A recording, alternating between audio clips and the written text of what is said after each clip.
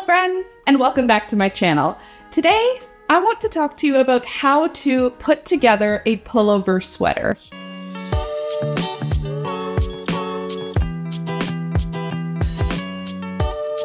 I've got a bunch of my handmade sweaters here, and I wanted to pull a couple of them out and show you how I constructed them and generally the different pieces that go together to create a pullover. This one was all made with naturally dyed yarn. Nope, not only naturally dyed. Some of it is dyed with food coloring as well, but a lot of this is dyed with onion skins and avocados and all kinds of stuff. If you want a detailed walkthrough of this sweater specifically, let me know and I'll show you all the different colors. What I'm going to be doing throughout this video is I'm going to show you the basic shape that you go for when making a sleeve, because it's almost always the same. The basic shape that you go for when making the front body piece, because it's almost always the same. And then the basic shape for a back body piece, because it's almost the same. Most of my sweaters are about a men's extra large because I like to share them with my partner. So this one is all done in Briggs & Little Regal wool, the original color being white or cream unwashed, and then I dyed it myself. This one is not a men's extra large. This one's actually one of my favorites. This is one of my first sweaters that I've ever made. This was also done with Briggs & Little wool. There was a period of time where I only was using wool. Now I do like to use acrylic occasionally because I find it washes really well and I like being able to throw my stuff in the dryer. These require a little bit of extra care. But again, you can see the sleeve shape. We start with a ribbed cuff. I pretty much always do. There's a bit of an increase going on with the sleeve, and then it meets up at the armpit where it gets attached in to those body pieces. Isn't that cute? This is like my little 90s sweater. I feel like the colors remind me of, like, you know, the old Lion King bedspread that we all had. All right, I love this sweater. It's the middle of summer, but look how cute it is. And it's so easy. The assembly is so easy. I actually have a tutorial for this sweater. I think it's broken up into 3 videos, but I'll link them up here. Just want you to see kind of the different shapes you can get with the exact same pattern pieces, just modified mildly, and I'm going to show you how to modify them. But first, let me show you another sweater. Here is another one that I made. This one is made from acrylic. This is, I believe this is about a men's extra large as well.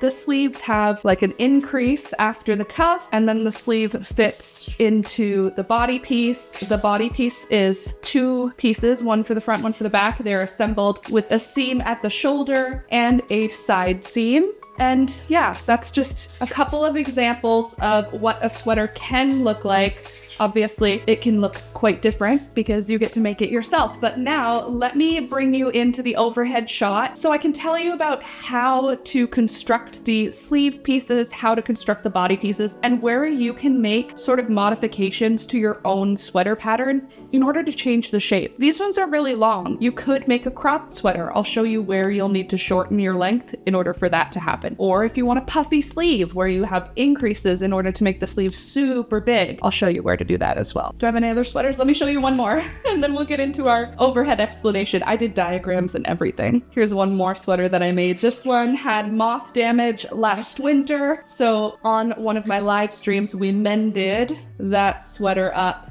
with just some red wool that I had on hand. This is the fireside pullover. There's also a tutorial for this one if you want to learn how to make it. Actually, I think there's a tutorial for all 4 of these sweaters. If I can find all 4 tutorials, I'll link all of them up here. If not, sorry. If I can, I will. This is the fireside pullover though. This one for sure has a video. Isn't that cute? All right, so there's my intro. I really hope that you will enjoy this video that is going to explain how to make a sweater. Because, surprise, our next big project is going to be a pullover, and I'm going to work through the sleeve and the body pieces with you. But I first wanted to have this sort of intro video to explain how the construction of a sweater works. That way, when we get to actually constructing another sweater, you'll already know exactly what to do. So let's get to the overhead shot and let me explain everything to you. All right, so here's what I'm thinking. I'm going to try and explain each pattern piece to you one by one. I've got my little diagram to show you where you'll need to measure and what your measurements actually will mean. And I think I broke it down in a way that's going to make it make a lot of sense. So let's do it. But before we do it, I know this is totally completely unrelated, but look at these Apricotta Cosmos. Can you believe it? It is, what is the date today? It's August 7th. And I just picked these. Look at the colors on these. How is that even possible? They're so pretty. Now let's get into sweater making. So let's talk about the most basic sweater pattern. This is like a basic pullover, just a basic sweater pattern. This is made up mostly of rectangles with some increases and some decreases. That's all we really need to do. So if you can make a rectangle, you can learn how to do an increase, you can learn how to do a decrease. A sweater is just one step beyond that. Let's start with a sleeve. So a sleeve is worked flat, and then in the final sweater, it's folded over. We start with our cuff, which usually when I'm making a sweater, I do this section in a ribbed stitch. The cuff has to be wide enough to get around your entire wrist. So for me, that's about 6 inches, but when I'm making it for myself and my partner, I tend to make it a little bit longer, 9 or 10 inches. So you want this part to be able to make it around your cuff. Then the width of the cuff, generally it's about 2 inches. Then the sleeve is increased up to a point and then worked out straight. Let me show you how you determine what the point you're increasing to is. So you can see in this drawing, I've got all my different measurements sort of listed out. The sleeve needs to measure from the shoulder to the wrist. That's the length of the sleeve. The circumference of the arm up at the armpit area, you could also measure from your nipple to your shoulder times 2. That's how wide the sleeve has to get, but it has to start at the size of your wrist. So that means there has to be an increase. It has to get bigger because your wrist and your upper arm measurement they aren't the same. So we need to have a measurement for your wrist and a measurement for your upper arm. So if you wanted your sleeve to be a tight sleeve, one that fits tight to your arm, you may only have your increase here going up to the point where you're maybe looking at 18 inches. But what I like to do is measure from around the mid chest up to the top of your shoulder. And for me, that's 11 or 12 inches there. So I'll multiply that by 2, make that 24 inches. So it's larger than that 18-inch circumference, but makes a little bit more of a spacious sleeve. If we start on the sleeve at the cuff, and we know that the length of the sleeve needs to be from the edge of the wrist up to the top of the shoulder, like this, and we know what the top needs to be, then we can increase in such a way that we end up at that width. For me, that's usually increasing every other row, but you can make modifications on a sleeve and have the increases work differently. Let me show you what I mean. So this is what the typical sleeve sort of setup looks like. This is how it fits in, but you could do less frequent increases. This would be like maybe every 4th row an increase. And you could do something like this with the sleeve and make it a much more fitted sleeve, increasing less often. Closer to the armpit, you can increase more frequently to get it to that point that it is the right measurement, because it needs to make it to that 12-inch or 24-inch or 18-inch, however wide you're making it. It needs to fit to that size. But you can make it a narrow sleeve like this, or you could do something completely different and you could do a ton of increases right after the cuff to make this big pillowy sleeve. And then you could decrease as you get up to the armpit. This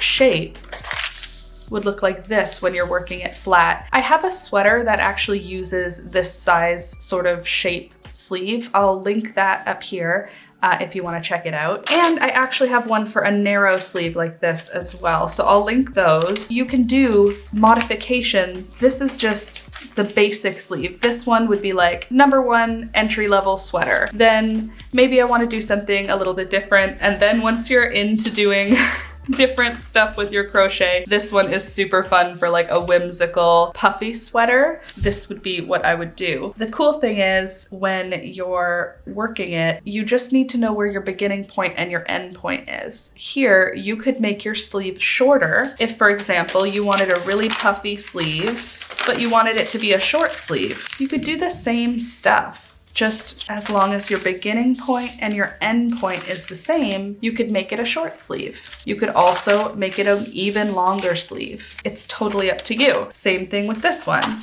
You could shorten it as long as your beginning point and your end point of the sleeve are the right measurements. And we determine these measurements based on whatever you measure your circumference of your arm, or if you measure from nipple to top of shoulder. And sleeves are very versatile for that reason. I usually start a project with the sleeves and then I work the body piece after. That's why I wanted to start with the sleeves. Wanted to show you some different options for variations of shape. The number of stitches is not important. That's what I'm trying to emphasize here. Let me show you a sleeve I'm currently working on. So I'm making a sweater for my partner. I'm trying to use up as much of this yellow yarn as I can. And this is what the sleeve looks like. I'm doing the basic sleeve. That's the first one I showed you, this sort of a shape. I've started with a ribbed stitch for the cuff and then immediately started working increases to grow the sleeve out. And then once I finished the length, once I got to the length I wanted, I worked a couple of inches of straight across rows because this is where it's going to fit into the future sweater. And now you can see what a full sleeve will look like when I fold it over. We will eventually stitch this part closed. And you can stitch that closed with single crochets, with slip stitches, or you can sew it closed with a blanket stitch. I usually do this part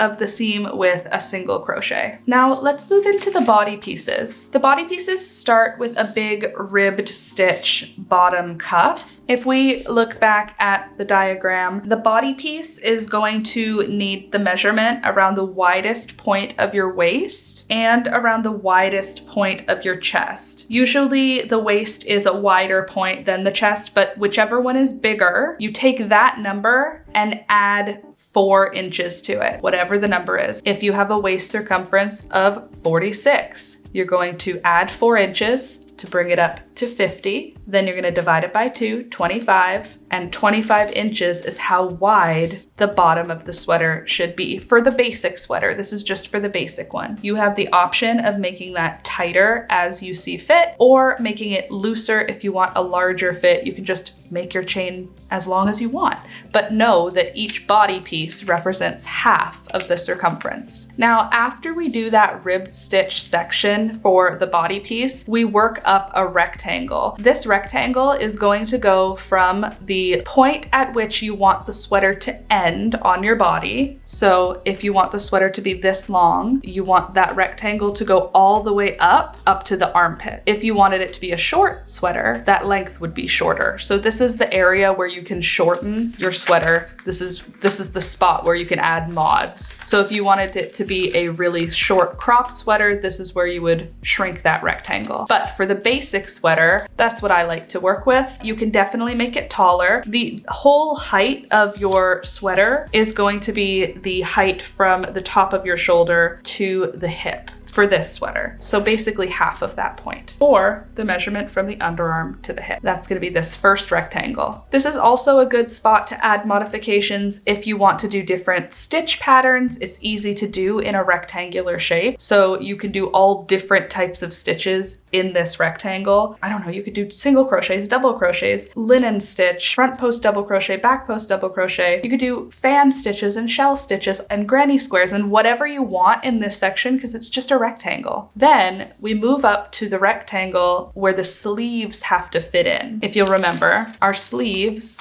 are a large open rectangle shape. We're going to have them folded over eventually. So they need to fit in to that body piece. We don't want it just sitting on the outside. We want it snug in like that.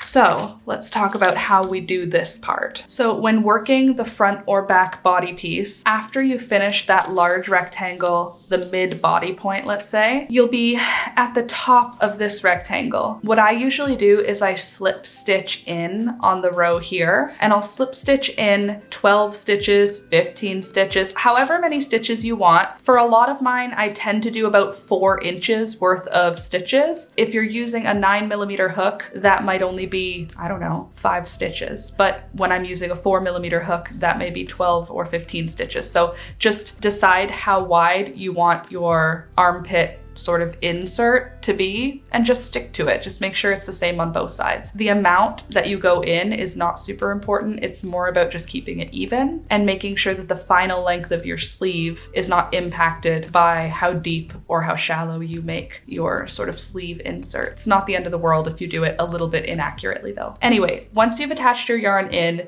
you continue the stitches as though the row was continuing. So whatever you're using as your stitch down here, you can continue it along here. And then instead of working across to the end of the row, you just stop the same number of stitches that you skipped or slip stitched to in the beginning. And then you chain whatever and turn and continue your rows like that for this whole midsection. And this whole midsection goes basically from the armpit up to roughly the collarbone or the middle of the throat. That's where we're going to be doing the next section, which is going to be shaping for the neckline and the shoulders. Before we do that, I just want to show you that the front and the back piece for the type of sweater I'm showing you right now are actually exactly the same up to a point. So up to this sort of middle of the throat section, the front and back pieces remain exactly the same. And then the front pieces kind of create a more steep neckline. The back is a little bit more shallow. That's the only difference. If you did both of them shallow, it wouldn't be the end of the world. And if you did both of them deep, it wouldn't be the end of the world. Now, before we get into the shoulder shaping, I just want to show you some of the other options for body shaping modifications you can do with this sweater style. So with a normal sleeve, you could have the normal body, but you could also shorten it so that you have a more crop sweater, or you could completely change the shape by tapering the bottom part in and cropping it. So you could give yourself a completely different look with just a few mods on the body. See what I mean? You could get like, that's a totally different looking sweater, but it's the exact same processes. Or even look at with the puffy sleeve, like that's a completely different look, but it's the same processes. You still do the same rib stitches for the cuffs. You still do increases to a point, and then you need the end to be the length from the armpit to the top of the shoulder. You can still start at one point and increase out, work up straight. You have tons of options with these. Then you can make the neckline more steep. So shrinking that mid-chest section, you can shrink that down from the top, bringing the neckline down even more. So many options. Like, look how cute that would be as a sweater. And also with the fitted sleeve, very cute. So I just wanted you to see there are tons of different options for how to mod the body before we get into doing our shoulder shaping and neckline. So no matter how many stitches your garment ends up being at this point, you're just going to count in from the corners to the middlemost stitch. If you have 2 stitches in the middle, that's fine. If it's 1 stitch, that's fine. From your middle point, count out until you have, I would say, 2 inches to 3 inches total across here. So that would be like 2 inches one side, 2 inches another, or 1.5 inches, 1.5 inches from that middle point. Mark those stitches, and then connecting your yarn, or if you hadn't disconnected your yarn rather, you can just work up a row and then stop at that point. So if you'd marked those 2 points, you stop at that point, then you chain whatever and turn, work across the row, chain whatever and turn, work across the row until you have maybe 1, 2, 3 stitches, and you just need this shoulder point here to be 4 inches. That's what I usually aim for. That being said, totally modifiable. If you want, you could have this decrease all the way just down to 1 inch. The main thing is that you decrease on one side while maintaining a straight side on the other. After you finish your decreases, sometimes the decreases go way deeper.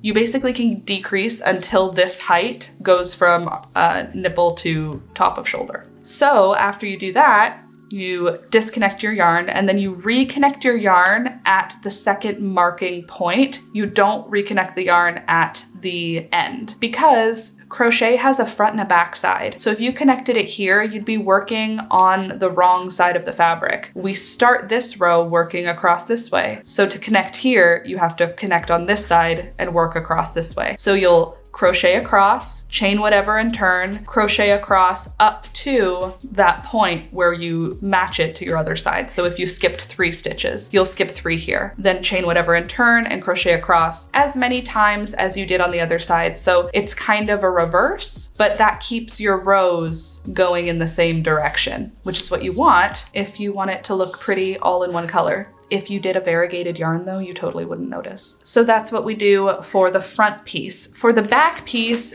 generally it's a shallower neckline because it sits kind of higher on your shoulders and on your neck versus the front of a sweater. Think of when you wear a sweater, usually the back is higher. That just means this middle section here, you just keep working it up longer. And then your decrease, you only do a couple of steps of it. So generally for me, I'll make this decrease only 2 rows. Whereas the front piece will generally be 6 or 7 rows of decreases to get to that point. I'll make this one just 2 rows. So I'll mark my spot, crochet to there, crochet up, skip a stitch, crochet across, crochet across, crochet across. And that's all I do for my back pieces. You could, if you wanted to, just make the front piece twice. It wouldn't be the end of the world. Your neckline might be a little bit wonky if you are doing like a collar on top of it, but it definitely would not be the end of the world, and I have done that before. So really what I hope that I'm getting across to you is that there's only a few measurements that matter in a sweater, and it's where the sleeve fits into the body. Pretty much, that's it. It's just where the sleeve fits into the body. Everything else you can change. So now that we've discussed our pieces, let's put together a sweater. Let's sort of talk through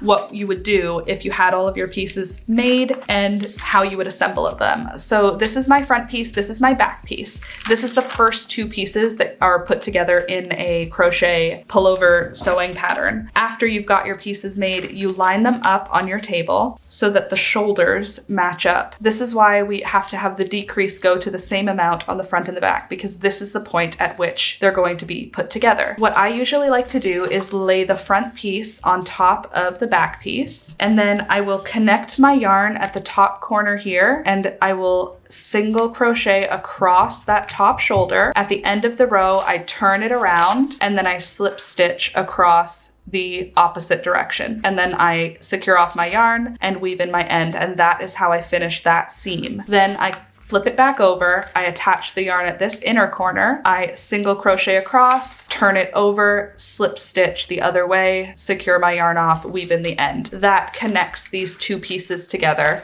in a really nice way that has a finished seam and feels really secure and snug. After that, I take this shape that's now put together, the front and the back, and I open it up on my table. And this seam is now sticking up and you can see the seam.